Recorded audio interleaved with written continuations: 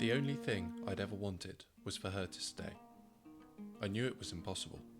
Each time her face was lit by the screen on that iPhone that I couldn't even afford, let alone the jewel-encrusted case she sported. "Have you got a charger?" she'd asked innocently, after that first night of wondrous passion. I'd stared blankly, and she'd given this coy little smile, as though my response pleased her. It made me wonder what she was expecting from me.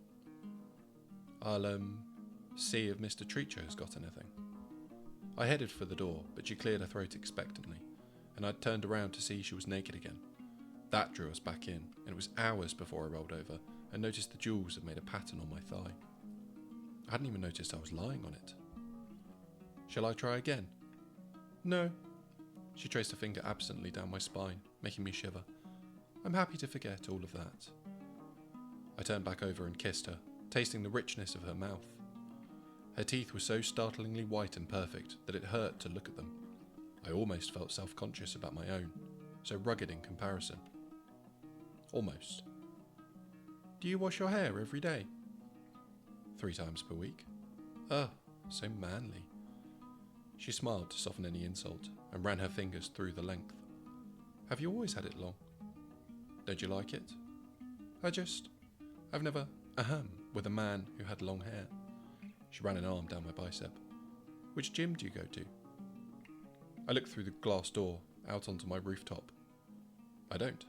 I have that bar, and that's enough for me." "Oh, calisthenics?"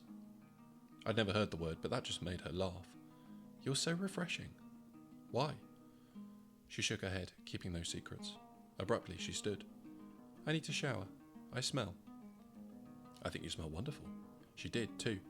It was as though she'd spent some of her millions on a permanent scent embedded in her skin. I wondered if that was something all the famous actresses of the city did. She'd had other work done, I could tell that. I wondered if she'd be upset if I asked. So far, our one evening and single night together had existed in an odd intimacy that 2 strangers wouldn't normally have settled into.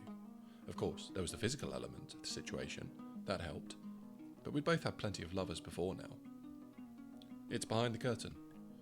I pointed across my only room. Her eyes followed my finger, surprise raising her eyebrows. I wondered if this was the moment that the spell would break and she would flee back to her mansions and fast cars. Instead she laughed, rose, and strutted across. "This is all that's between us." She was flirting again, stark naked here in my room. I nodded and she reached in, starting the jet of water and shrieking at the temperature. I stared at the goose pimples that erupted. "It'll warm up." "It had better." She tested it with a foot and turned to flick the water at me. I dodged. "Maybe I won't bother with the curtain." She didn't, and turned it into a show for me alone, like one of her stage performances, only vastly more intimate. She had no embarrassment, and even seemed to find it hilarious, seeing my reaction. It was the greatest show on earth. "What do you do all day?" She toweled off as I tried to make my brain work again. "I think." "Think? You're a philosopher?" I frowned. "That implies some sort of publishing success. I don't have that." "But you write your ideas down?" I looked around the Spartan room and gave a non-committal shrug. "No." "Then who are your thoughts for?" It was the right question to ask, and I lay back on my bed, putting my hands behind my head to think about it. "For the future, I suppose." She stopped and stared at me with a curious look on her face. I wondered if she was sensing bullshit. Others in this room had done the same and left, the mystery vanishing. Sometimes I worried that was all that ran through my head, and this life I'd managed to find was nothing but a distraction from the real world, and my true destiny was to apply myself as a wage slave, like everyone else in our society. "That's profound." "Yes." I turned over fully to face her. "Why do you think that?" She reached up to her chest to the tiny silver cross she sported there. I'd thought it just another fashion accessory. "Treasures in heaven? It's a Bible verse. I can't remember it." "Matthew 6:20, I smiled. "Lay up for yourselves treasures in heaven, where neither moth nor rust destroy, and where thieves do not break in nor steal." I'd never have thought you religious. She laughed at that, resuming drying her hair. "My village priest would have said the same thing, but maybe a few lessons stayed with me." "Do you go to church?" "No." "Do you ever leave this place?" I laughed. "Yes." "Where do you go?" "Into nature." The park? I paused for a moment. Sometimes I go and watch people. Their nature too. She smiled, pulling on a bra that might have been acceptable in a strip bar. I watch people. Oh? My eyes never left her skin. I'm an actress. I have to learn how people work, or I couldn't replicate it. I thought you just read the lines and put on a different accent. I wondered if I'd crossed a line and insulted her, but that was the truth, and I'd not lied to her yet. She smiled, though. Sometimes people do, but the difference between professional and amateur in my job is the idea you hold in your head. You have to let go of everything that you are in here. She knelt on the bed and placed a hand on my chest and another on my head. Her skin was warm from the shower. If you're still you, the performance will be off. You can still do a good job, but the truest and most believable character is one that you fully become. How do you come back to yourself afterwards? That made the breath catch in her throat. The confidence she'd exuded ever since invading my sanctuary evaporated for a heartbeat, and she hesitated for the first time. She looked vulnerable. I moved fast without meaning to, rising to my knees and pulling her to me. I felt a shiver run through her, and she resisted for a moment, but then I felt her soften, and she all but collapsed into me. We lay back down, the physical passion quite vanished for now, and a different kind of intimacy enveloping us. Tears formed in her eyes and spilled onto my chest. Neither of us said a word, simply sharing a desperate moment of human need together. I didn't ask what was wrong. We'd only known each other a few short hours, and anyway, it seemed obvious what the problem was. You're incredible. She finally broke the silence, stroking my neck. In what way? See, that's a part of it. Most men would make some kind of ego joke there, but you're genuinely interested in what I have to say. You listen. I like listening. I learn things by listening. Do you talk much? I turned to look quizzically at her tear-stained face. When? She shrugged. In general, to your friends. I frowned. Mr. Treacher and I speak sometimes, but otherwise, no. I talk to myself mostly. She smiled at that, but the humour tailed off quickly. You're serious? Of course. You don't get lonely? I shook my head. But crass. She'd named me that the moment she'd come running up here, plucking it from some character in a play years ago. You're a member of the same species as I, right? You're essentially a social animal. Of course. And how can you exist without regular human contact? You need to talk, to laugh, to argue. I find those things tiresome. Yes, that's called being human. She was exasperated with my response, but smiling at the same time. Are you some type of superhero? Didn't you play one of those once? Aha! She exclaimed in triumph, rolling over and thumping me playfully on the chest. You have seen my films. You're shallow just like the rest of us. I smiled at her with more than a little bemusement. Where did you see that? Let me see. Fontaquictarxa, wasn't it? Stupid name, but the script was wonderful. Did you go to the cinema? Which one? Was it here in the city? The scent of pine saps filled my memory as I cast back to that distant time. It was at a walk-in screening on a giant projector out near the Nassamay forest. Ugh! She flopped back onto the bed, thumping the mattress this time. Of course you never went to a cinema. Why emphasise you like that? She eyed me. Seriously?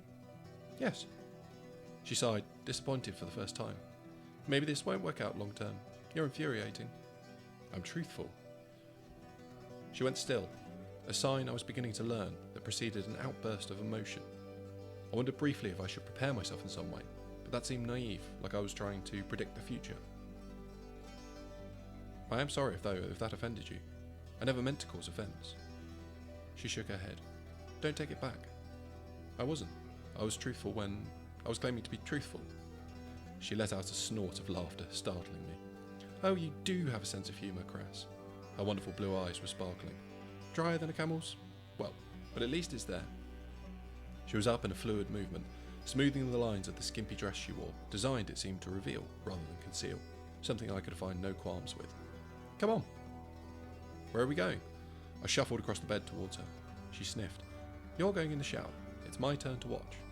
Do I need to? Yes. You smell of sex. Well then, better wash that off.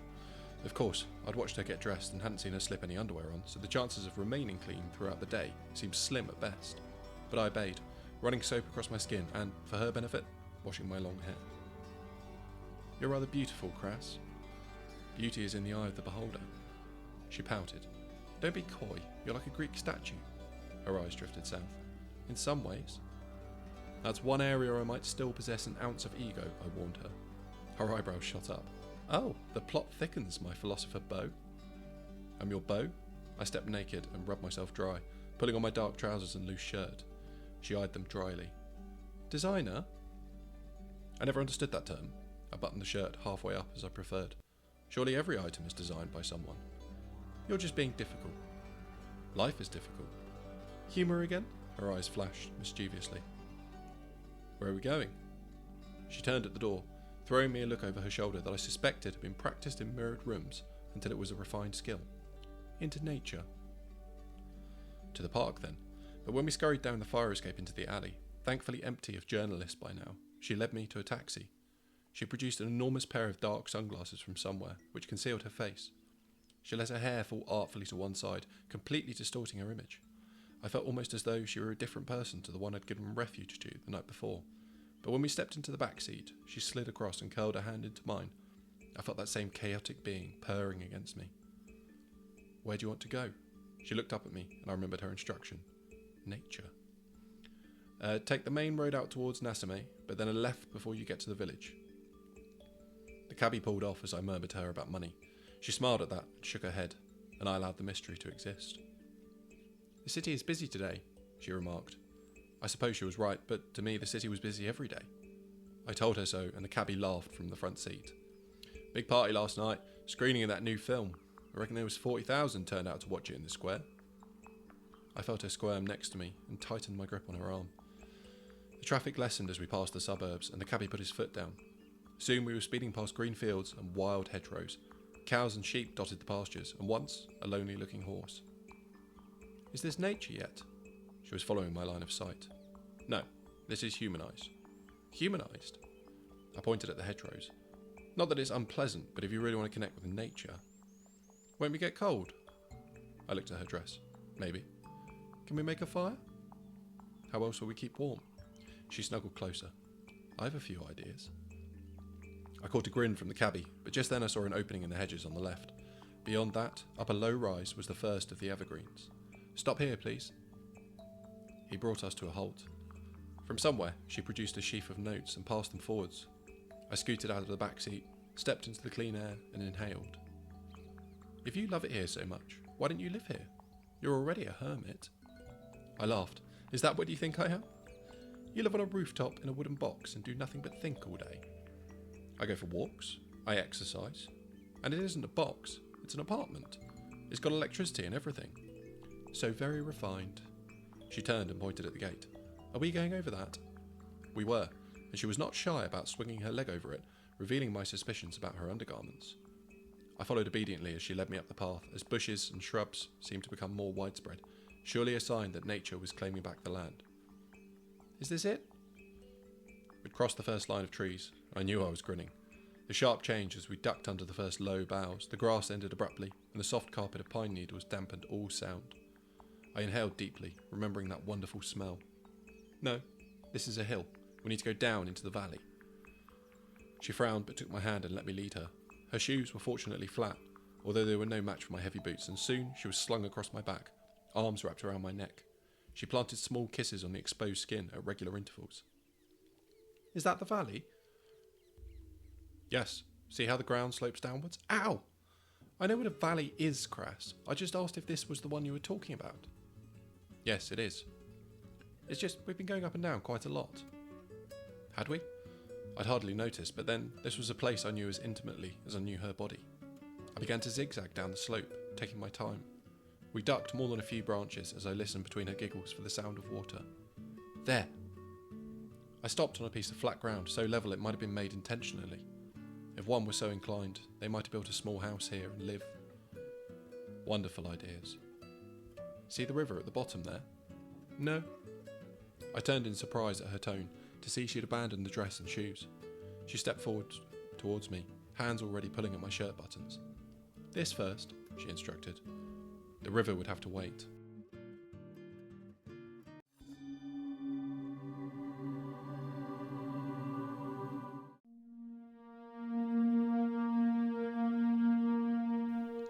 A long time later, and pine needles stuck to my skin, much like the jewelled case of her phone had earlier. She made one of those abrupt movements, leaping to her feet in a cascade of needles. I want to walk. I like walking. I reached for my trousers, but she shook her head, smiling. I like you like this. She led the way, and I was only too happy to follow, as we took our time winding our way down to the river. We were well above the rapids here, but the ground was uneven enough to alternately form slow pools and faster running eddies, which she marvelled at with delight. Wildflowers grew along the banks, and as we approached, the sun seemed to welcome us, emerging from behind a cloud. Is it safe to go in? I smiled and strode into the torrent, feeling the icy coolness against my skin, one of the best feelings in the world. A scream from behind me brought me around in a whirl, and you see her standing with both arms covering her chest, mouth agape. It's freezing! It's wonderful. You have to get your shoulders in. I was already leaning back, kicking hands and legs to stay afloat. She stared at me in horror, shaking her head. No! Yes! I lunged forward, scooping her up. She leapt onto me, wrapping her legs around my waist. I stepped backwards dramatically, smiling as she hitched her feet higher and higher. No! Oh, you will hold on to me, won't you? Of course. I kissed her, the first time I'd made such a definitive move. Until now, she had dictated all our intimacy, but she returned the embrace after a moment's surprise, and when we broke apart, she was smiling. Thank you. For what? For showing me what I wanted. I gave her my best wicked smile. Wait until you see this. Wait, no, oh! We fell backwards into the deepest part of the stream, and I pulled her under the surface with me. She squirmed, but then relaxed, and I opened my eyes in the crystalline water to see her completely calm, still wrapped around me. Her eyes were locked on mine, her mouth firmly closed on a lungful of air, and an expression of such serene peace graced her that I was momentarily lost in the beauty of it. Seeing my reaction, her smile only stretched wider, and she leaned forward to kiss me underwater, pressing against me. We emerged gasping and smiling into the air. Wow. I know. How do we get dry? The sun seemed to beam on us in response as we made our way to the bank, shivering slightly. We lay in a space between beds of wildflowers, and this time I took her in my arms, moving her onto her back and climbing on top of her. She seemed to watch my every movement breathlessly, as though desperate to see what would happen if she relaxed her control for a moment more. A wonderful interlude by the river, and we lay in the sun until I realised she was crying again. This time I thought boldness may be called for. I spent a minute or more considering the question. Do you have an idea of who it is you want to be in the future? She stiffened again, pulling away from me instinctively. I let her move, understanding the intimacy of the question, even if I couldn't fully empathise with her feelings. After a few heartbeats, she relaxed and blew out a sigh that almost seemed to take visible form with the weight she loaded onto it. Yes and no. It's hard to see the future. I propped myself up on one elbow, taking her in. The future is the easiest part. It's the past that's the struggle. She raised that eyebrow again. The past can't be changed, and the past sets who we are in the present, but the future can be changed. We just have to decide infinite times what we want it to look like. It's not that simple. No, I agreed. That surprised her. She rolled over, folding her arms across her chest again, and looking into my eyes. Who are you? Crass. She smiled and pressed her nose against mine for a moment. No, I mean, what happened in your past to make you like this? Like what? There was a sharper retort on her tongue. I could sense it, but she bit it back and took the necessary time before she pressed the question. What makes you tell the truth? The wildflowers are 30 centimetres away. The water is running downhill. We are naked. You have blonde hair. I gestured around us. These are truths. Why distort them? But they aren't human beings, she argued. They don't need to lie because they only exist in one dimension. They need food, so they gather it. They grow. Eventually they run out of food, and they die. That's all. There's nothing to lie about. Maybe that's why I surround myself with nature then. She sighed in disappointment. Why don't you just come and live out here? Because, like you said, I'm a social animal. I could tell she was disappointed with my answers. Perhaps it had been a long time since she hadn't got her way like this, but the mischievous sparkle was back in her eyes. Does this mean you have some secret social connection back in the city? I nodded. A girl? No, I shook my head. I don't have a girlfriend. She laughed as though the answer was hilarious. How quaint. Have you ever been in a relationship? Of course. Did you take them back to your box? Some of them. What did they think? I allowed myself a small smile at that. There were some mixed opinions. She cackled with laughter, her good mood restored. Oh, poor girls. At least they had something beautiful to look at during sex. I imagine there was some regret post-coital, though. I don't see what's not to like. It's Spartan. It's empty. I don't have many possessions. Because you're a philosopher. Because they clutter up my mind. She sighed dramatically and arched her back before wriggling out of my arms and standing. I watched with interest. She paused to stare at the running water. It's been so long since I told the truth that I don't know what it is. Her voice was small, as though she were making a confession. I rose slowly and moved to stand beside her. My instinct was to hold her, but that was a base one, and I squashed it, instead watching the endless water with her. I've told so many lies, I can't remember where they started. Tears were dripping onto the grass by her feet. It's such a web. You start with one, then you have to remember what you said, and who you said it to, and then eventually it falls apart. No, it cracks first, because you can't remember every lie you ever told, even if you are an actress and you're supposed to lie. That's what your job is, to convince people you're something that you aren't, but no one can manage that all the time when they find out that you lied. They hate and revile you. She turned to me, arms folded over her chest again, and I thought then that we experienced the most truthful moment that had passed between us. Neither of us said a word. We connected instead on a deeper level, almost a psychic understanding that both of us had been burned by the same fire, and we were really just shivering in the aftermath of the trauma. She turned and placed her hand on my cheek. For once, I put the ideals aside and pressed my arm palm over hers. My hair fell to cover our hands. What happened to you? It had been years since such emotions had filled me. I felt the tears unbidden spill over, and my face contorted as though to stop them, but I'd had so much time to think, and my mind followed the instinctive logic that had guided me, and I simply let it go. She hadn't moved. Our hands were still pressed against my cheek behind the curtain of my hair. I felt the lie in her words. We both did, but she stopped it again. Her blonde locks had twisted with the moisture, making her look human in a way she hadn't since her tear-streaked face had erupted into my quiet existence. Finally, she had to say something, and it was the truth. You're a human. I smiled at that, a true beaming of radiant joy because it was so true. I nodded, finally breaking the spell and pulling her to me. We pressed against one another, two souls finally finding solace in one human being for the first time, maybe the first time in our lives. I'm hungry. That was true. I smiled, looking back up the slope to where the trees concealed our clothes. Venison? She wrinkled her nose. You're going to kill a deer? I laughed then, allowing true humour to break through for the first time. No, I know a place in the city. Chef there is a friend of mine who appreciates my opinions. She cocked her head. An artist? I'd like to meet him. Her. Her eyebrows raised again. I sighed. Not that kind of her. The journey back was fun. Her phone was dead and we were miles from the city. We walked hand in hand down narrow lanes between the hedges until the distinctive sound of a tractor approaching pushed us back into a narrow divide between stems. What? She raced out into the road, waving her arms above her head quite unnecessarily to flag down the farmer. In a surprisingly nimble movement, she leapt up onto the steps beside the cabin and had a brief conversation. I saw the old man's eyes leaping out of his head at the sight before him, but a moment later she turned and beckoned to me. He says we can ride in the bucket. I waved to the man, eyeing the dirty and rusted bit of metal. With a hydraulic whine, he raised it slightly, indicating that we were to climb in. Tilt it forward a little, she was calling, making indistinct signs with her hands. Obediently, the farmer moved it this way then that, following shouted instructions that I doubted he could hear over the bellow of the engine until it was at an angle where the back was almost upright.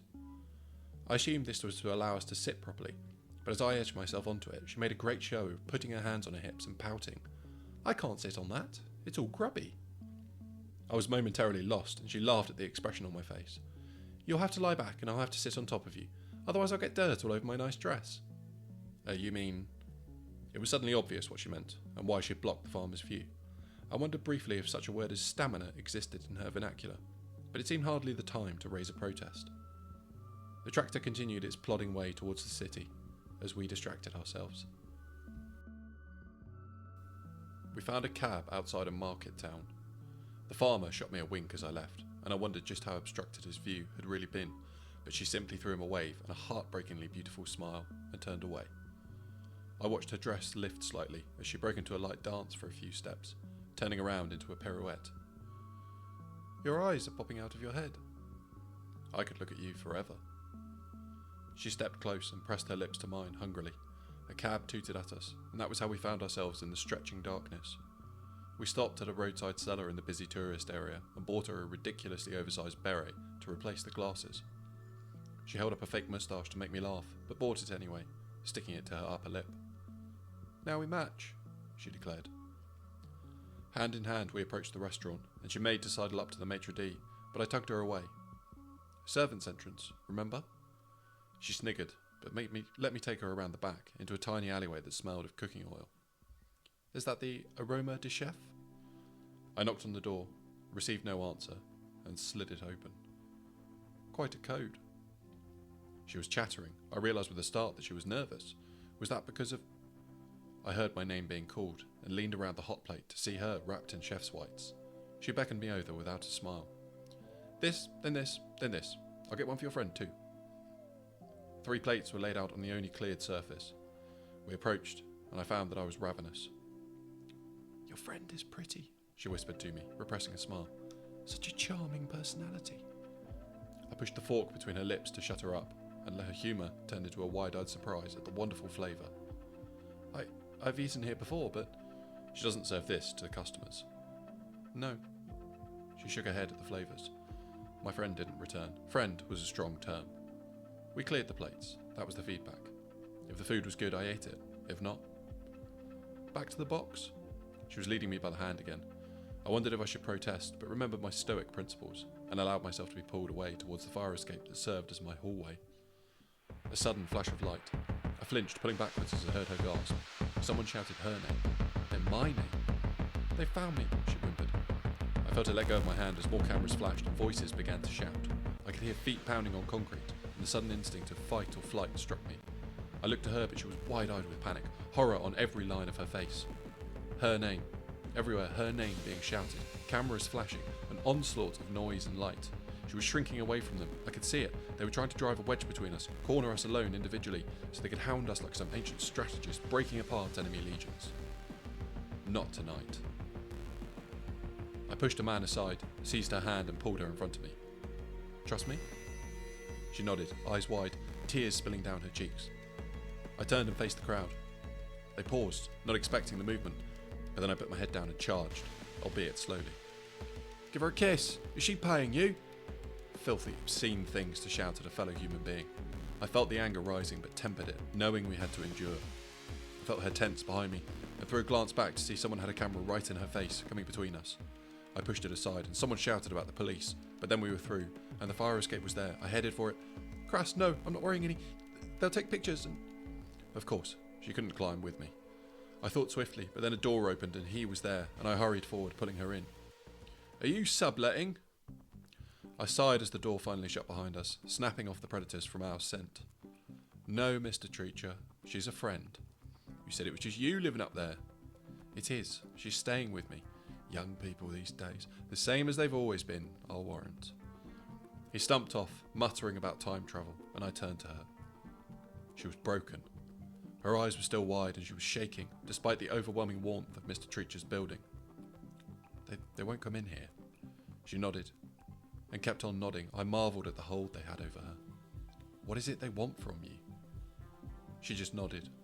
I realised she was in shock and led her up the stairs, back and forth until we reached the narrow door and I emerged onto my garden. We moved indoors, but not before I wedged a chair into the top of the fire escape to prevent any ambitious paps attempting the climb. Here. Tea solves many problems. In this case, it stopped the shaking, and she slowly began to blink and look around. What do they want from you? I repeated. She shook her head slowly as though she didn't know, but then she spoke. It's not from me. They want a reaction from a version of me that I've portrayed. I gave a slow nod, the pieces falling at least close to their place, if not all the way into the position. Another act? Another lie. A terrible character I created to deal with something. We climbed into my bed and pulled the covers up as though that would shelter us from all the ills of the world. Crass? Yes? Who do you think I am? I think you're wonderful.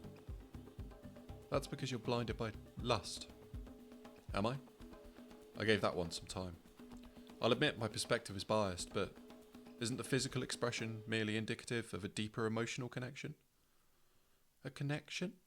She repeated in a mocking tone before throwing me an apologetic look. Sorry, you have no idea how many screenwriters throw that into scripts for young female characters, as though we're utterly incapable of deciphering the world and relationships. She sighed. It's such a shallow trope, She suddenly went still and looked up at me. What? Have I offended you? I didn't mean to. She was stammering. I smiled and shook my head. No, I meant what I said. Of course, she snuggled closer. I didn't mean to ridicule it. We do have a connection. A screenwriter's wet dream. Maybe they were onto something. Maybe. Silence fell. I felt sleep tugging me. The past 24 hours have been a wonderfully exhausting whirlwind. Everything seemed warm and calm. Do you think... She paused.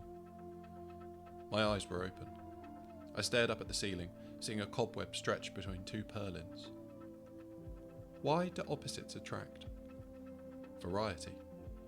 She scowled. I felt the muscles of her face move against my chest. Surely it's more than that. A relationship is a partnership, ultimately. A faint jolt of laughter. For someone so single, you're awfully well versed in romance. I nodded, giving her the respect it was due. Fair enough, but I was talking more about the basic biology of our species. Well, that's the most arousing thing you've said so far. Carry on talking about the basic biology of our species. I'm practically drooling. I bet all the girls love that line. I waited until she looked up at me, her lips pressed hard together. At a basic level, all romantic relationships are to prepare the next generation for the world. Therefore, it's a cooperation between the two genders.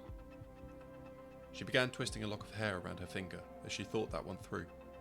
I wondered how far into the ether her mind was spinning. I supposed I should worry, but I couldn't bring myself to. Women are childbearers and men are providers? Biologically. She huffed. Biology doesn't explain every facet of human behaviour. I was trying to make a point about opposites. So why are we attracted? I wanted to say it was mere circumstance, that we'd been thrown together through a mutual attraction birthed by an emotional need she'd found herself experiencing. Sensibly, I shut up. You deal in truth, and I lie as an art form. You haven't lied to me. How do you know? Have you? No. I know. Another few moments passed. I decided the cobweb was dusty. It had obviously been there for some time. That's not what this is. That was the first time I sensed what the layman might call the elephant in the room, the unspoken trauma that was ahead of us. We weren't made to lie here basking in each other's flesh for eternity. This was a beautiful dream that at some point would have to end. I shivered. In response, she pulled herself closer. That was the first time we didn't speak the truth aloud to one another. It was frightening, hanging over us like a metaphorical beast at the door. The reporters with their flashing cameras couldn't hold a candle to the terror of the truth we cowered from. Eventually, we slept.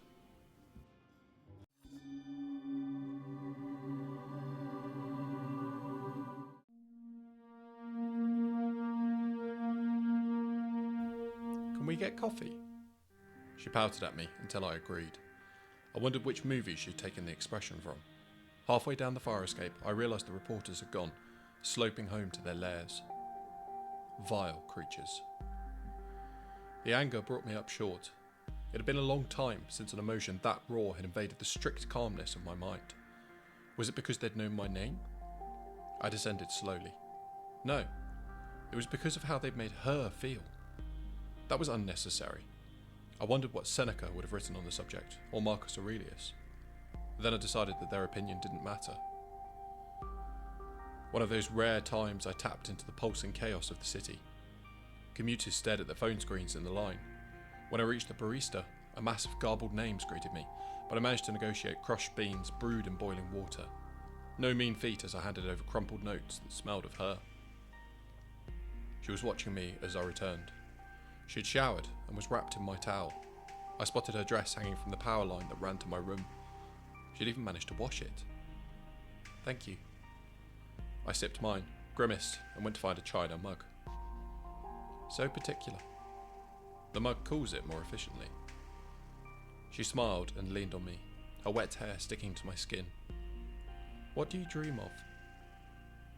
I didn't think she meant at night. I sipped the dark liquid, letting the words form. Peace. But what do you want to achieve? Ah, a difference of worldview again. I don't see the future like that. She twisted to look up at me. Why not? Because it was hard to put into words. I sipped the coffee again to buy time. I realised my hand was shaking slightly, and I lowered it so I couldn't see. I live here and now, and that's enough. Is that better? She was thinking out loud. Her hand was gently stroking my hair. I think I have things I want in my future. The way she said my future made my hand tremor again. She noticed and turned fully to me, concern on her wonderful face. What's making you scared? I stared at the betraying limb, bemused. I slowly shook my head, marvelling at the raw emotion she had unleashed in me, a sensation I thought was dulled years ago. You're going to leave? Of course, she understood immediately.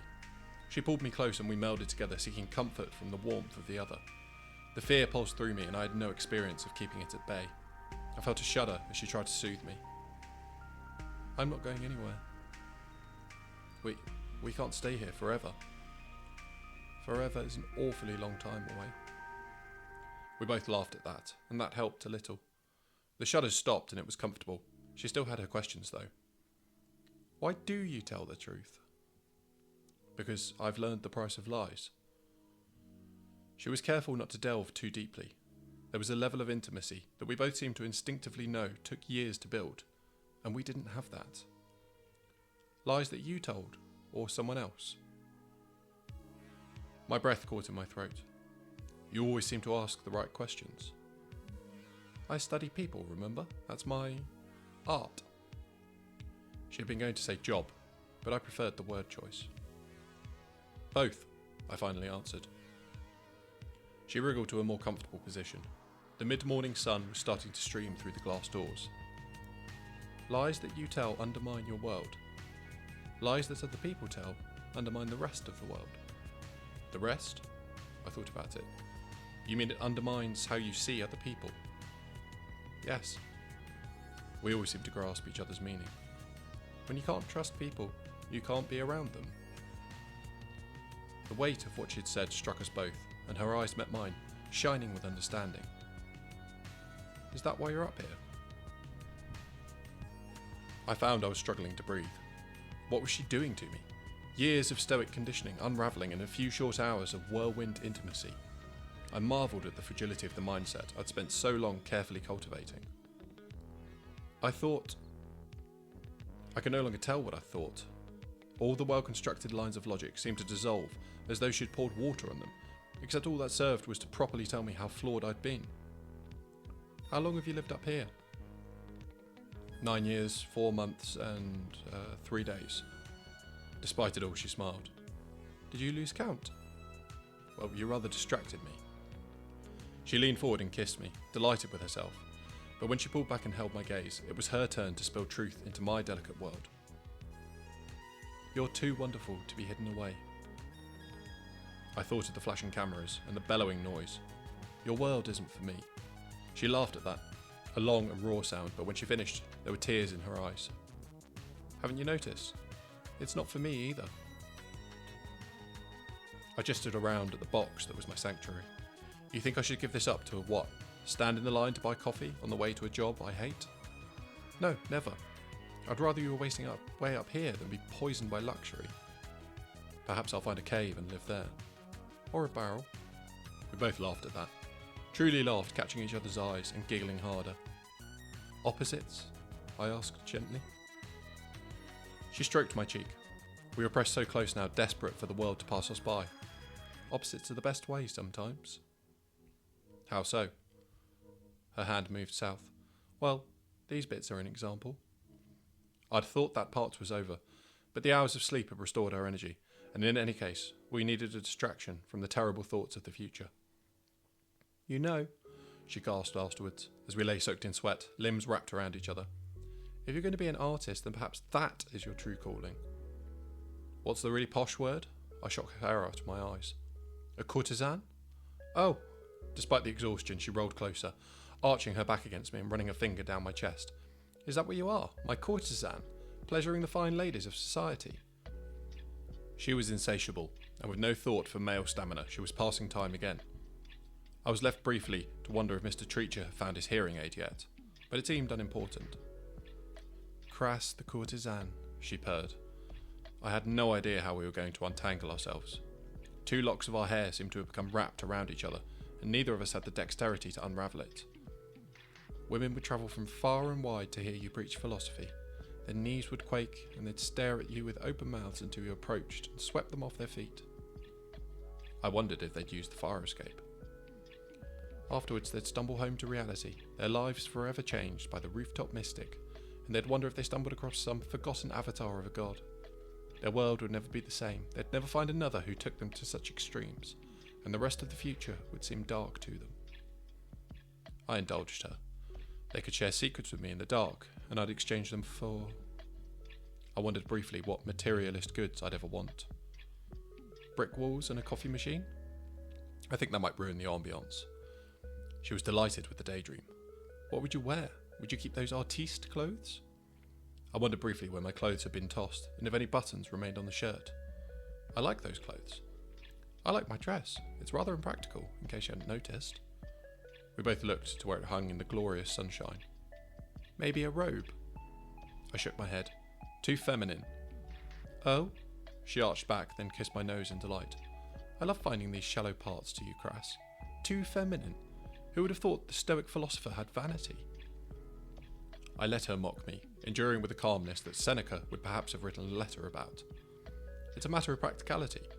First impressions are important, and a lady would be disappointed if she climbed up here only to find me with my ankles hanging out. I like your ankles. But they weren't the first bit of me that you saw. No, she allowed. Your eyes were. I stared at her until she giggled. You have beautiful eyes. They're very useful for looking. She laughed again. See? When I came here, you would never have made jokes. You've changed. I stroked her face, marvelling at the smoothness of the skin. You've changed me. She seemed to consider that, still holding my gaze. A small smile hovered around her lips as she took in my hair, my eyes, and the stubble around my jaw. Finally, she shook her head. I don't think I've changed anything. I think... She faltered, and the smile faded. I think all we've done is to... I realised she was on the verge of tears. I kissed her nose. All we've done is to peel back the layers of one another and found who's truly there beneath. That brought us both to tears, and we clung to one another as the sun beamed through the glass. Time passed. I need to go back. Somehow, her saying it out loud didn't hurt in the way we'd both expected. It was natural. And it was the truth. I can't come with you, I told her. I know. I started to launch into an explanation of the differences between her world and mine, the effect the world had upon me, and how our futures would move in different paths, but she placed a single finger over my lips. The tears had dried, but there was raw emotion in her eyes as she spoke the final truth I needed her to tell me. It's not me that needs to leave, Crass. We didn't speak again. Everything that needed to pass between us that could be spoken had been said. Now it was just an understanding that we shared, and any other attempts to explain it would only mar the perfection we'd stumbled across so accidentally. We didn't rush. The sun passed its zenith, and we didn't stray from the bed, taking our time, imprinting ourselves upon each other's memories. When she left, I held her and she held me. It seemed ridiculous to make her clamber back down the fire escape, and in any case, I didn't want to risk a lurking reporter snapping a shot of her bottom as she descended, so I annoyed Mr. Treacher by walking her down the internal staircase. When he complained, as was his prerogative, she dazzled him with her smile. Do you have a charger? He frowned at the bejeweled iPhone case and vanished inside his apartment, stumping back out a moment later with a tiny battery pack, the sort that gets handed out for free as a promotional item. I stared, but she plugged the device in and the screen lit up. She opened her mouth, but our eyes met and she didn't speak. Downstairs, out onto the street as traffic whizzed past. A final kiss, a sharing of desperate need not to be parted, but an understanding that these versions of ourselves were not to be together. Not now. A lump in my throat. I wanted to tell her so badly, but the words stuck. She was weeping openly as she waved down a cab. The driver came to a halt far too quickly. Why couldn't he take this moment to pause, maybe to stop and find a coffee before whisking Miss Fair away? She stepped and opened the door, her spare hand still clutching my fingertips, and then she let go. No, we let go at the same time. She slid into the back seat, muttered an address to the driver, and I pushed the door shut as she pulled the internal handle. The cab didn't wait, jolting out into the fast-moving lane with a stink of exhaust. Her eyes held mine until the tint made that impossible, and I was left staring at the back of a dirty white car until they turned the corner and she was gone. Sorry. Someone jolted me. I was in their way. Mindless, I turned, and as though in a dream, stomped my way back up the stairs towards. Was this my home? I stared at the wooden box that had sheltered me for the better part of a decade. Concealed atop the roof of the city, I'd always told myself it was a sanctuary. Now I saw it through her eyes. A prison. A cell. Somewhere for a coward who was terrified of the world to hide away and pretend he was something he wasn't. So much for the philosopher who dealt in truth. I caught sight of myself in the mirror, long hair tousled, eyes haunted with bags beneath them. I snarled at the image, turned on my heel and went down a floor. Mr. Treacher? He stomped over, slamming the door open. Coming and going at all hours, I don't know. I need to borrow a knife. A sharp one. He grumbled again, but as when she had asked for a charger, he didn't hesitate, returning with a shining length of silver steel. I didn't waste time thanking him, taking the stairs back up 2 at a time, until I was back in that awful box, staring at that fool in the mirror, the moron who hadn't been able to tell her that he loved her. The knife flashed in the electric light.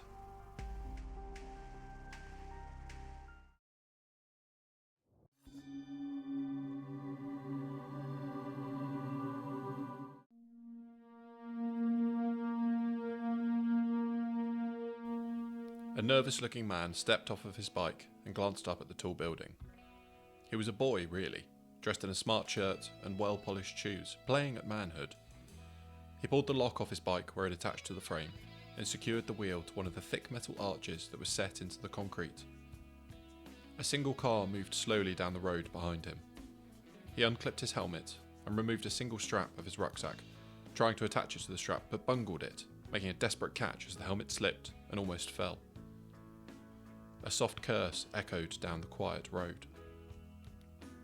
Helmet secured, the young man opened the zip on the rucksack and peered inside as though to reassure himself that something important was still in there. He slung the bag carefully back over both shoulders and seemed to take a deep breath. Knock, knock. Then he tried the bell. Yes? I'm looking for a Mr. Rancor. Yes? I have a package. You'd better come up.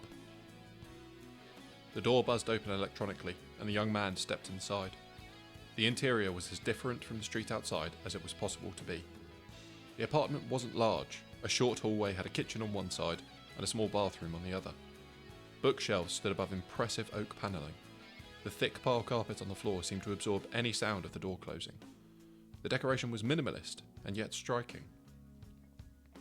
The young man looked up nervously, as though finding himself inside a stranger's home alone was the realization of his worst fears. I moved to the doorway, watching him. Hello.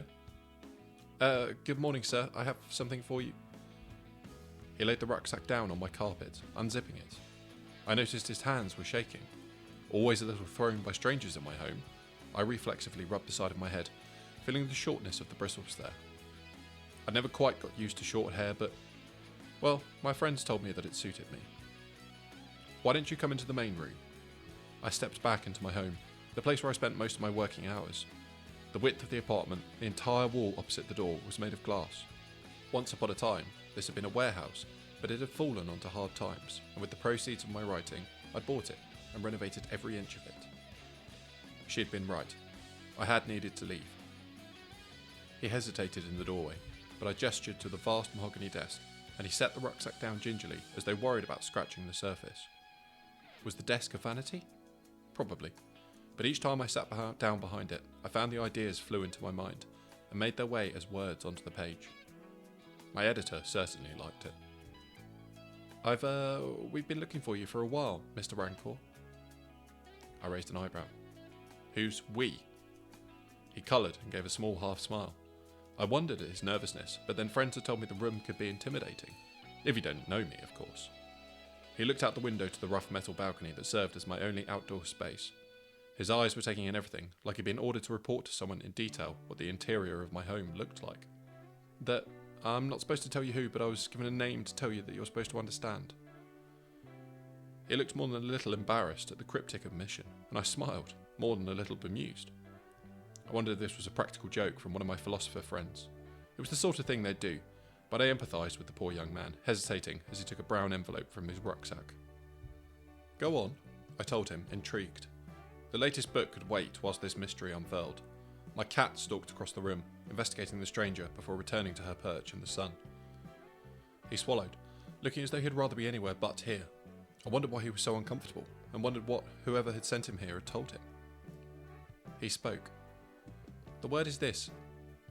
Crass. It struck me like a physical force. Common politeness made me restrain the emotion. I choked on a lump in my throat and cleared it desperately.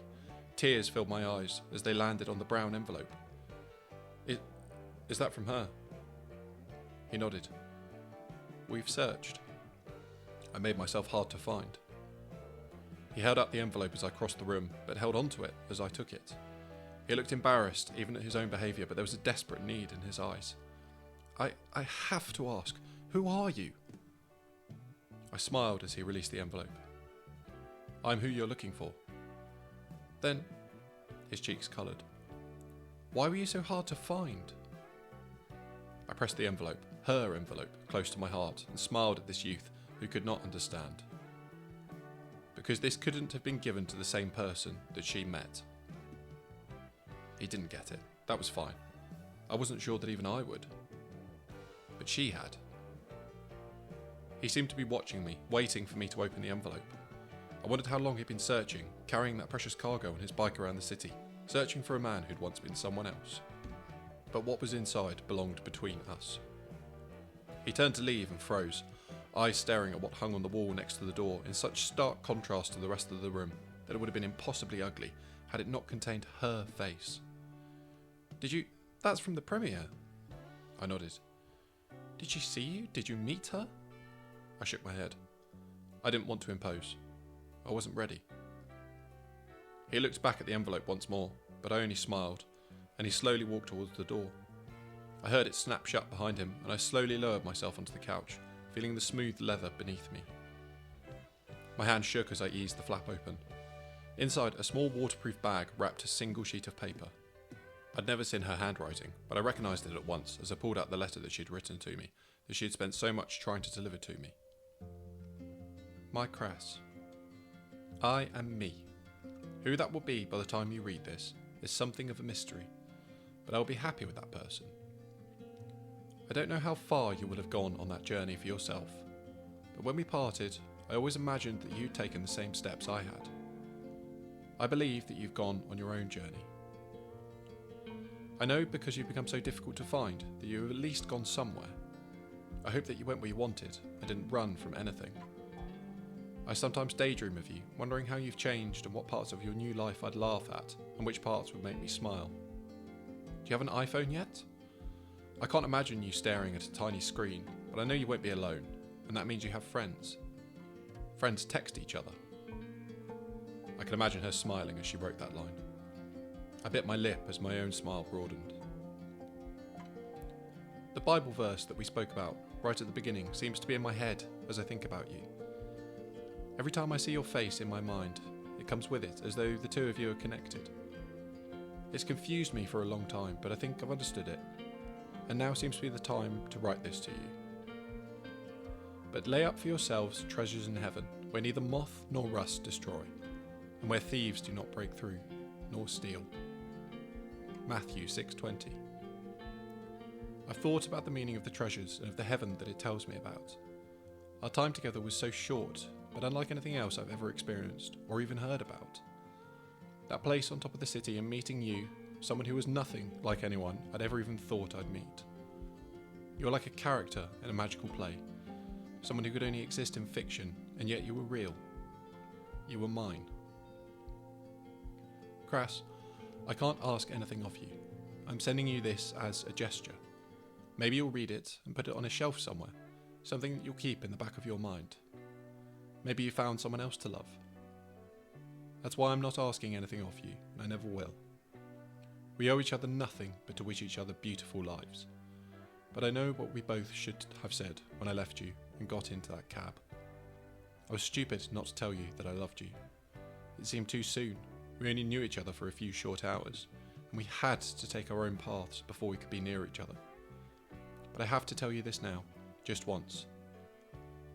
My life is not complete without you in it, Crass. I love you now, and I always will. I'm not the terrified girl who hid with you on that rooftop anymore, but the person I am now is just as much yours as that girl was. You are the treasure that I stored up in heaven, Crass, and I want to experience everything with you. Forever. I once asked you why opposites attract, and we agreed that there were enough similarities between us that the opposites were immaterial. If we find each other again, and our differences, the different worlds we exist in, seem too much, then I promise you with my whole heart that I will move heaven and earth itself to make us fit. I don't want to look at the future and not see you in it. I love you. I should have told you then, and I wish I had. I hope this finds you, and that we can find one another again. She'd simply signed it. Me. I rolled sideways onto the sofa and sobbed. A brush of fur as the cat climbed up next to me. She stayed long enough to ensure I wasn't dying before retreating to her perch. After an age, I sat up. I read the letter again. I read it 100 times, looking up at her poster on the wall, the character she played looking back at me. I remembered the premiere, seeing her standing out like an angelic vision against the backdrop of cameras. For a moment, I thought she was completely gone, lost in that world of shouting and glamour, but then her face had relaxed as she moved away from the cameras. A man, her co-star, had approached her, and she had laughed at something he'd said, and in that moment I'd seen her, and I'd been overwhelmed. I went to the bathroom and splashed water on my face. When I looked back at myself, I nodded. Everything that I'd become had been with her in mind. I realised with a shock that I'd been preparing myself subconsciously for this moment all this time. My reflection smiled back at me as though it had known that all along. Well, why didn't you tell me? I found her at a book signing. She had written one of her own, something else for us to talk about in the hours, days and years that lay ahead. I stood in the midst of the lines of adoring fans, moving every few minutes to get a better view of her. People gave me odd looks, but I didn't care. I watched her, seeing the kindness she showed to those who'd come out to meet her, taking their turns patiently to shake her hand and exchange a few private words. Most walked away smiling, marvelling with their friends at just being in her presence. I felt a thrill of nerves as the queues began to dwindle. I shuffled forward. What if who I'd become wasn't what she wanted anymore? Truth. That was what we'd always had. That was all we'd ever really needed. I waited until the end, letting the remaining fans go ahead of me. She hadn't looked at me directly. Her eyes had swept across me once, but she hadn't recognised the short-haired man in the smart jacket. That was good. I was the last one there. Behind me, staff were taking down the red velvet ropes that formed the zigzagging lines. An assistant was speaking to her, distracting her as I approached the table she sat behind. I felt my mouth go dry as the moment approached. A weird, nervous anticipation as everything hung between us. A gulf that had never seemed to exist before. I unfurled the roll of paper I'd brought from the apartment, laying it down in front of her. Her eyes followed the movement and I heard her gasp of pleasure. That's one of the originals. You must have got this from the premiere. Oh, I'll sign it now. This is wonderful. She was beaming in excitement and threw me a swift glance up before looking back down, pen at the ready. What's your name? She went still, eyes on the poster. I could see the lines of goose pimples erupt on her arms. Slowly, agonisingly. She lifted her eyes to mine. You might want to choose a new one again. She said nothing. Her gaze roved over me, taking in the short hair, the jacket, other changes that I perhaps hadn't seen in myself.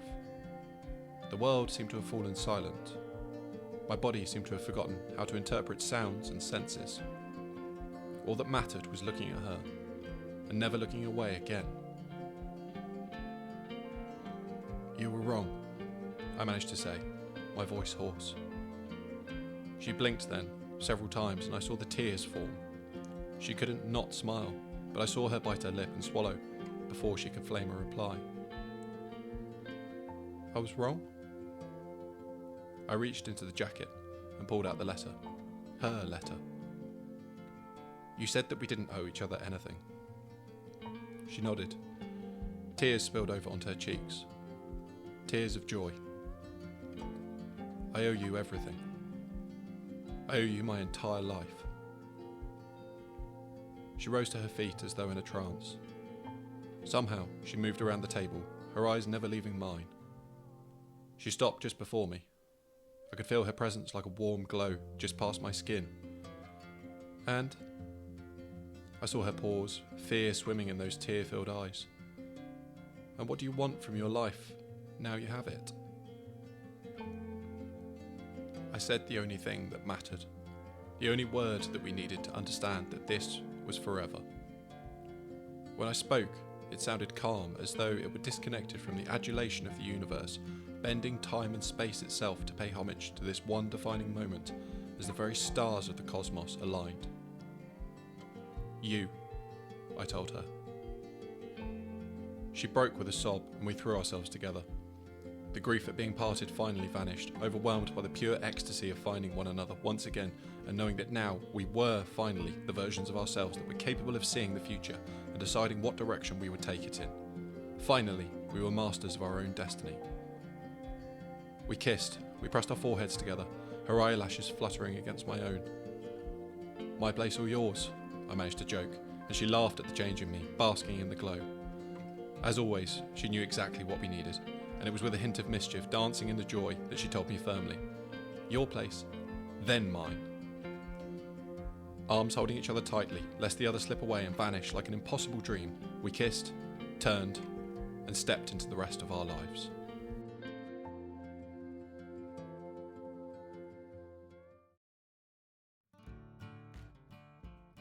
Hello and thank you very much for watching. If you did enjoy the story, then please click the like button and subscribe to my channel for more stories. For my novels, follow the link in the description box below to my Amazon page. You can follow me on both Instagram and Substack @Toby_author for both. My name is Toby and I write stories.